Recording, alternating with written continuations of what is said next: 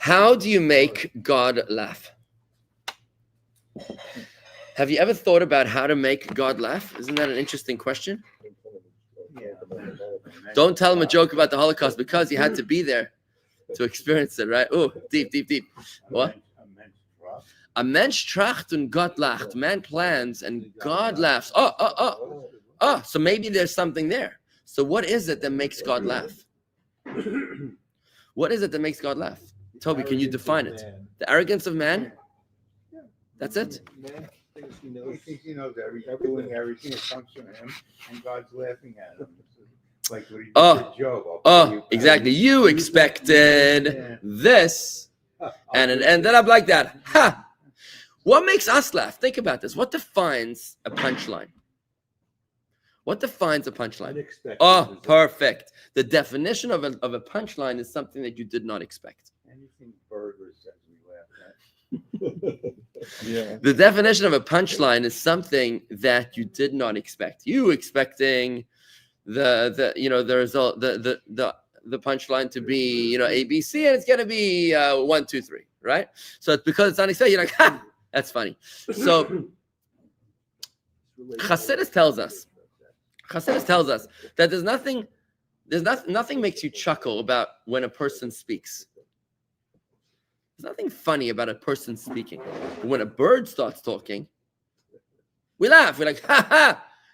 Polly wants a cracker. That's so funny. But if a person says Polly wants a cracker, it's not very funny because it's not very unusual. It's not very unexpected. I mean, what else do you expect from a person to say? You say something, right? But from a bird, he opens his mouth and suddenly comes words. That's exciting. That's interesting. It's unusual. And it's with this understanding that Chassidus teaches us a profound insight into how we're supposed to view our spiritual challenges. How many people do you know that say, well, if God would have wanted me to be a good Jew, he would have had my parents send me to a decent Hebrew school? See, he just laughed. Why did you laugh? What made you laugh? Because it doesn't make sense, really. Why doesn't it make sense? Is that because you agree or you disagree with me? I agree. But the thing about the Hebrew school, why did you chuckle? Why? Besides the fact your name's Chuck. But why did you chuckle? See, why did you laugh at that?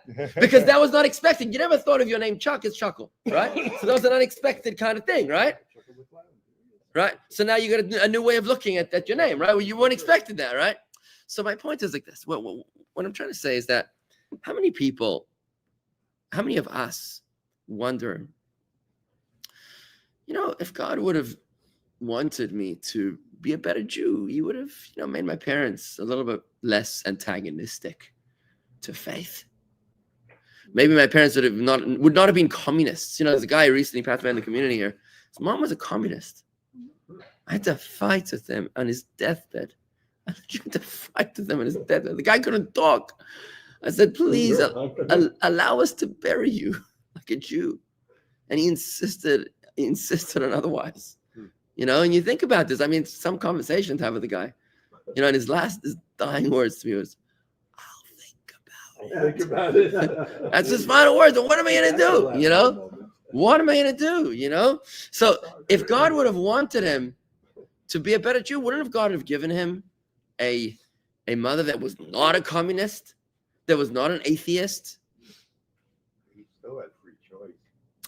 Yeah, but his free choice was guided by his mom's foundational directional thinking. His mom is the rudder, But mom was there a long time ago. Yeah, but it sets the stage, man. Yeah, fair enough. Okay, at the end of the day, we're adults and we make our own choices. But if you look at your own life, and you look at your own spiritual challenges, whatever they may be, and you wonder, is it even possible for me to keep Shabbos? Seriously, just think about that for a second. What would it take for me to keep Shabbos? You're like, forget it. If God wanted me to keep Shabbos, he would have had me born into a rabbi's family and finished. Comes Chassidus and teaches us like this. You want to make God laugh? A rabbi's son keeping Shabbos is not such a big deal. But the son of an atheist keeping Shabbos, Oh my God, that's hysterical. That is what makes God laugh. When God gives us a challenge and we overcome it, that is divine pleasure. So it's fascinating because this shifts our thinking as to how we're supposed to approach problems. It shifts our thinking, how we're supposed to approach our problems. Instead of kvetching, instead of complaining that you have a hurdle in your life, you say, oh, I have a hurdle, fantastic. That means God wants me to make him laugh. Imagine you have an Olympic runner.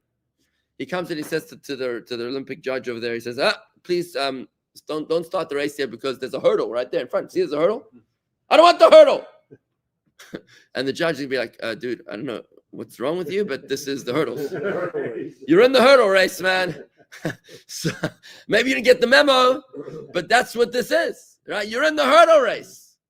So here comes a Jew and he says, Rabbi, I can't come to shul. I can't ever lay tefillin because I wasn't raised this way. So the rabbi says, welcome to the hurdles. This is not a walk in the park. You're in the hurdles.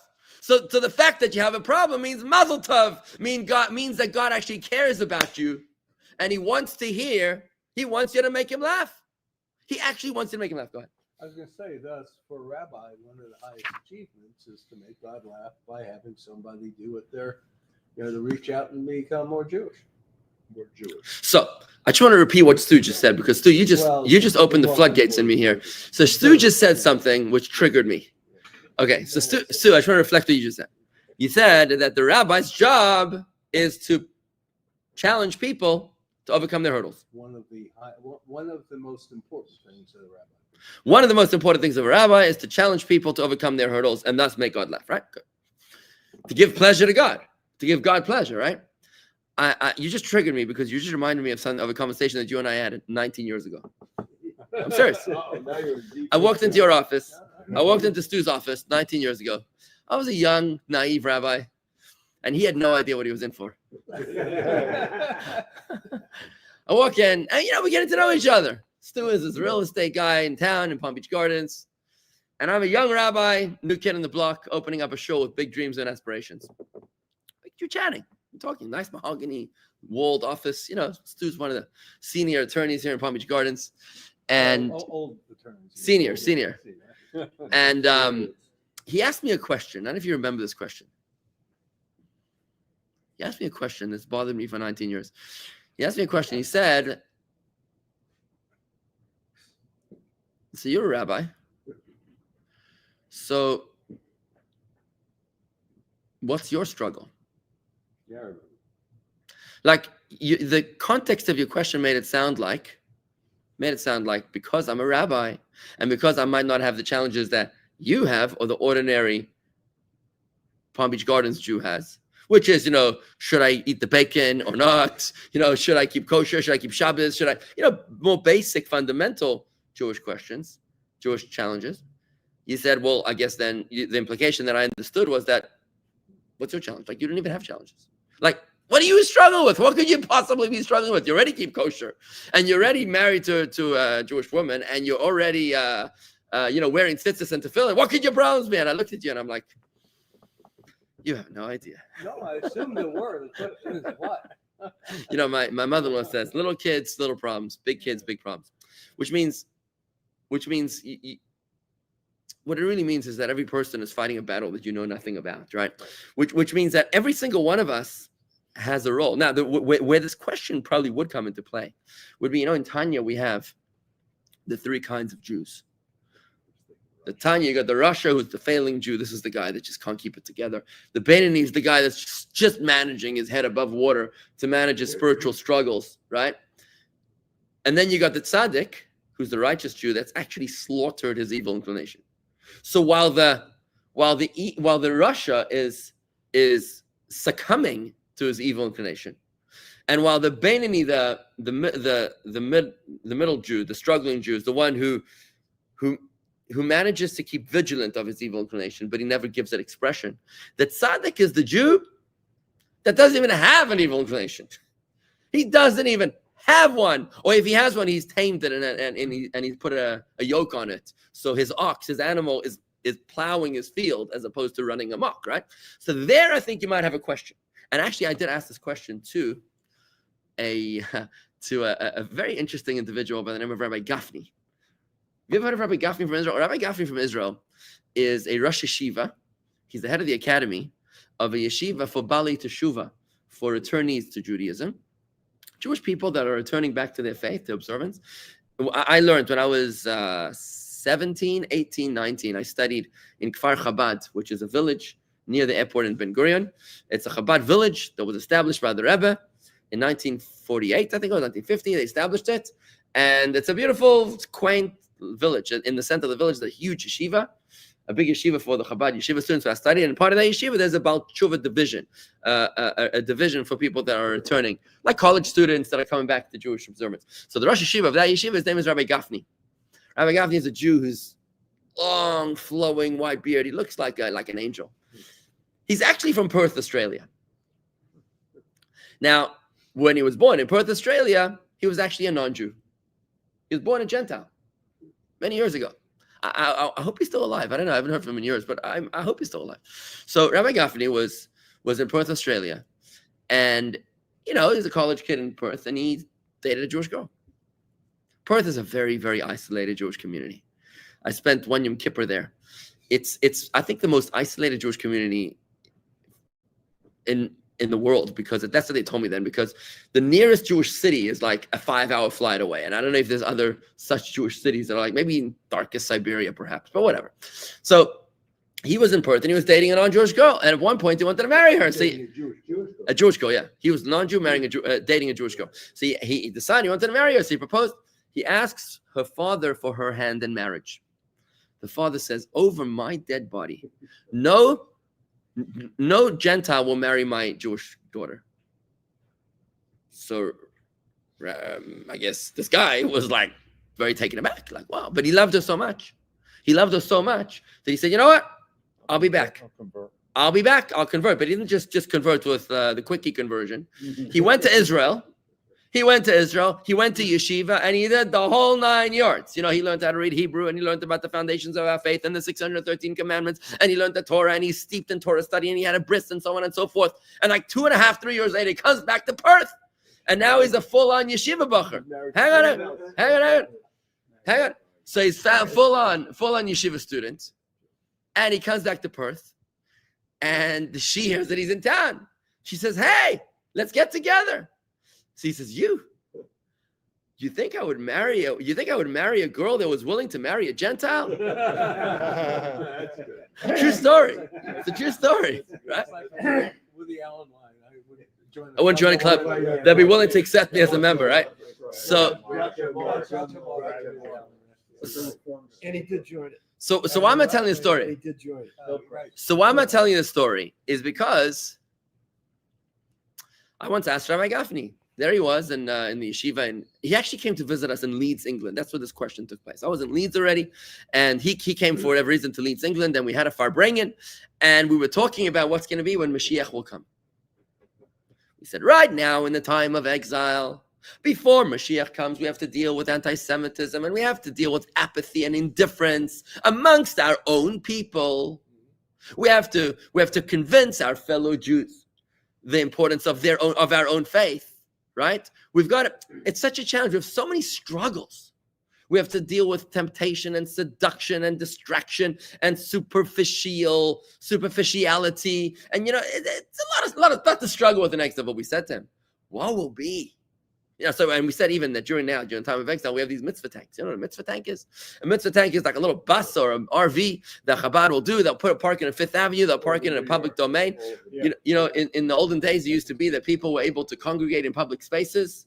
Before the invention of the television, there was the piazza, and before the invention of the gated community, there used to be a place that everybody would gather. The city square. People would come out at nighttime. They would actually converse with each other, right? So there was a mitzvah tank that would come out and would just park out there, and when people would still socialize and mingle, then the mitzvah tank would fill in with people and give out Shabbos candles and so on and so forth, because we're trying to influence them to move away from their indifference and apathy and connect with their own organic identity. But what will be, we said to Rabbi Gafni, when Mashiach will come, life will be so boring. Life will be so boring. There'll be no challenges. There'll be no struggles. There'll be no punchline. There'll be no novelty. There'll be nothing to overcome. You understand the question? Do you agree with the question?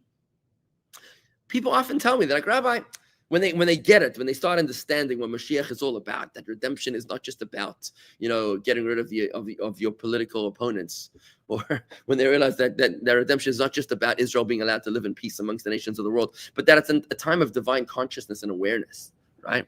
The whole world becomes conscious and aware of God Almighty. Then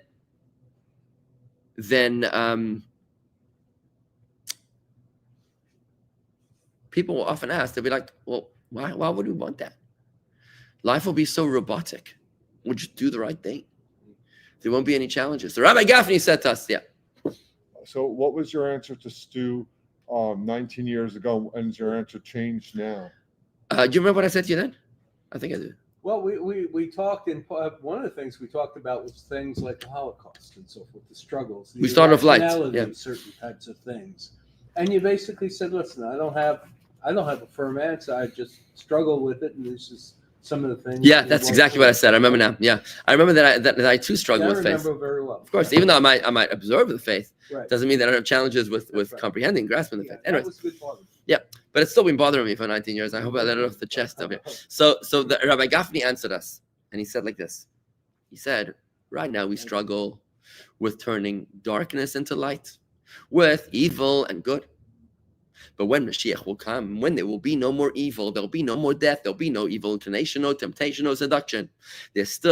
We will be arguing. We'll be pushing the envelope, not from bad to good, but from good to better. Interesting, right? In other words, what's good to better? Let's give an example of good to better. So, anybody here have a perfect marriage? Put up your hand, please. 3, 4, 3.5. I got 3.5. Our wives watching? This way, when my wife talked about it, I can say, count me in there. Okay, if his wife is watching, we get 4.5. Okay. Count me in. You see my point. Now, anybody have an awful marriage? Don't comment, please. Okay, so what happens is here that you can have relationships, but could they be better? Of course they can be better. Of course they can be better. And wouldn't it be nice if your relationship was better than the status quo? Oh my God, it would be amazing. That is what we're going to be pushing for when Mashiach comes. This is how Rabbi Gne explained it. He said, when Mashiach will be here, God will be revealed. We'll be like, he desperately needs my attention. Sorry. Yeah, whatever. Yeah. So my point is that in a relationship, there's good and there's better and there's amazing. I don't know if there's ever a point where you say we have reached the pinnacle of perfection. I don't know if there's such a thing. I've never been there, so I don't know. But I would imagine that there isn't. But so you're taking the position that when Mashiach comes, it's only good? Yeah, only good. Absolutely. Not only good or better. Oh, yeah. That's what Rabbi Gafni is saying. Yeah, exactly. That's what Rabbi Gafni is saying. And you know what he said? He actually put it this way. He said, right now in the times of exile, we have mitzvah tanks. We won't need mitzvah tanks when Mashiach will come because everybody will want to do the right thing. But you know what we're going to have then? He said, we're going to have atzmus tanks. You know what atzmus tanks are? Atzmus means essence. Atzmus means God's essence. You think I'm happy, God Almighty, with a mere revelation of your radiance. We want your essence. We want to be intimate with your purest essence as opposed to a diluted form of your revelation. So that's how Rabbi Gafni said it. He said, we would like to push the envelope, challenge the status quo, and deepen our connection with God Almighty. In other words, look at it this way. So you have 2 teenagers. One is struggling with drugs, and the other one is struggling with perfecting his Harvard degree. Or perfecting it, forget Harvard, who cares about Harvard? But perfecting his life-changing product called Amazon or Apple. Okay? So which one is more of an exciting challenge? The guy who's grappling with, should I destroy my life today, or should I try to keep it functional? Or the guy who's working with, should I keep my day functional today, or should I change the world today? right? Which one is a more of an exciting challenge? You see the difference? Of course, it's more exciting if you're Steve Jobs or Jeff Bezos, right? Or the next Elon Musk that's going to, do something that's going to change the world. Doesn't matter, whatever. Who cares? Yeah. My point is that it's the people. Life doesn't have to be only about wrong and right, bad and good, up and down. It could be between good and better, up and higher, right? Amazing and sensational, mind-blowing, amazing. And that's the challenge that we're still going to have when Mashiach comes, right? Why am I telling you all of this? Why are we talking about cracking up God? Because in this discourse, we're talking about the lighting of the Hanukkah candles. Now, whilst we won't have time to go into the discourse today, it doesn't matter. We're setting the stage for the next class, right? The purpose of what we're doing right now is to be able to say that when do we light the Hanukkah candles? After dark. As opposed to the Shabbos candles that must be lit during the daytime. And as opposed to the temple candelabra lights, which also were lit, the ones that we're trying to commemorate in Hanukkah, which also were lit when? In the daylight. The Hanukkah lights are unique in Judaism, that they are performed only in the evening. And they commemorate what? They commemorate the struggle of the Jewish people over the Greeks, who tried not to destroy us, but to assimilate us. This was the most dangerous form of anti-Semitism we've ever faced. When people try to kill us, at least we know who the enemy is. But when people try to assimilate us, they're being very nice to us. They want to marry us. They want to dine and wine and dine us. They want to woo us. And it's very difficult to tell who the enemy is, right? Remember, only a small minority of Jews remained loyal to our faith during the Hanukkah story. So the Hanukkah lights represent the most intense darkness of Jewish history. And the reason that we make such a yontiv out of it is because as Jews we know that we don't complain when we see our problems. We say, this is going to be a very big joke. This is a very big hurdle because God wants to see how we overcome this particular challenge. So as we introduce this next piece, I just wanted it to be clear that what Chabad Chassidus is doing for us here today is resetting the stage as to how we are supposed to view our problems, our challenges. And what he's going to say is just like somebody said, I think you said it, he's going to give a quote that when somebody teaches a unlearned person, so when whoever teaches the son of an unlearned person Torah, whoever teaches Torah to the son of an unlearned person, the son of an ignoramus or a communist, even if God has made a negative decree, he will nullify it for his sake. What we're going to learn is that when you are able to transform the mind and hearts of a person who's steeped in apathy and turn it into Torah sensitivity, then just like you created the unexpected result, that God will therefore give you, by you making God laugh, which was the unexpected result, then God will give you an unexpected result, which means that even though God had planned to give you XYZ, now he's going to give you XYZ squared, quadrupled, cubed, right? He's going to give you so much more. He's going to transform the negative decree into a positive decree. And that's why it's so important to make God laugh. Because when you make God laugh, then God is going to make you laugh. Because here you were, and you have this tiny little nothing army fighting against some of the most well-supplied and vicious enemies in the history of the world, right? Where you have, in the Greek story, right? Or let's say in today's world, where you have a tiny Jewish nation which is battling in the international court of public opinion, is fighting a war so incredibly insane, outnumbered, outgunned, when we have the ability to make God laugh, then God makes us laugh. And he says, you know what? I'm going to give you a result the likes of which you never envisioned. Yes. Do you think we made God laugh when Israel did what they did to Hezbollah? You know, the way they were able to. Yeah, I think so. I think, but also I think that Hezbollah mission was a very risky mission. You heard that Bibi gave Trump a beeper. I would not be accepting any beepers from Bibi. I'd be like, if Bibi's giving out beepers, I'd be like, you know what, thank you, but no thank you. And you know what? And not to be outdone, when the Japanese Prime Minister visited the White House, he gave him a gold-plated hydrogen bomb. I think the reverse Was is it also a big true. boy or little boy? I think God gave Jews this unbelievable sense of humor, Oh, ability nice. to laugh Love that. throughout history. With Mel Brooks, History of the World. I mean, I'm sure that they were making jokes up on Masada about the Romans, and I've got books about jokes from going back centuries. That the Jews have a sense of humor. That's why there are so All many the comedians. Jewish comedians. Okay, Seinfeld. because Well, not just all of him. them. So that's a beautiful point. And I want to conclude by saying this. I think that if you're going to live a life that's bland, then God is going to give you results that are bland. If you give God what he expects from you, then he's going to give you what you expect from him, which is just okay. But if you're going to push the envelope and you're going to rise above and you're going to say, you know what? I'm going to show up to shul even though nobody was expecting to see me here today. Right? Whoa. That God is like, really? He showed up? That is so funny. And it's not even a Saturday morning. You know what? I'm going to bless this guy today with something unexpected. Some client that's going to call him with some deal of the century.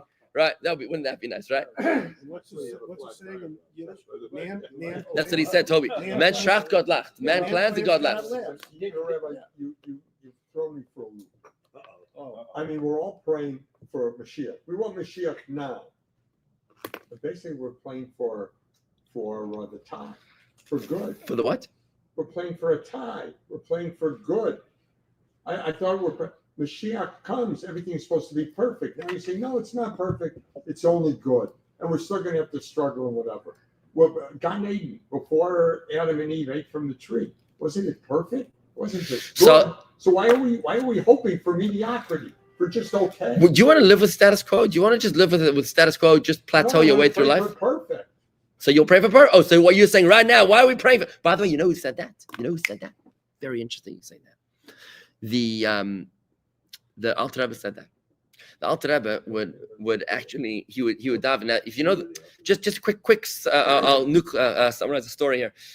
The Alter Rebbe raised his grandson, the future third Rebbe, the Tzemach Tzedek. Why? Because the Tzemach Tzedek's mother, Devorah Leah, gave up her life when she saw that there was a spiritual decree against her father. She gave up her life, and it's a long story, but she did, and she died. And the Alter Rebbe was able to live, but she did so on condition that he would raise her son. So this little boy was with the Alter Rebbe when he would daven privately in his room. The Alter Rebbe would daven in his room and he would lay tefillin. So the little boy would also want to lay tefillin. So the Alter Rebbe fashioned for him tefillin out of potato peels. Like a little potato peel tefillin, right? So that's how Chassidim knew when the Alter Rebbe was finished davening, when the little boy would come in and out. He had access rights all the time. He would come in and out of the room. And when his tefillin up, they knew the Alter Rebbe was finished davening, right? So while the Alter Rebbe was davening, in his deep state of rapture, he would say, Ich will ze gar nicht. Ich will nicht dein Elam Haba, ich will nicht dein Gan Eden. Ich will mehr nicht als dich allein. Als dich allein. What does that mean? Ich will ze gar nicht. I don't want anything. Ich will nicht dein Elam Haba. I don't want your world to come. I don't want your Gan Eden, your heaven. I want nothing more than you, your essence. And you and the Alter Rebbe on the same page. Yeah, Rob.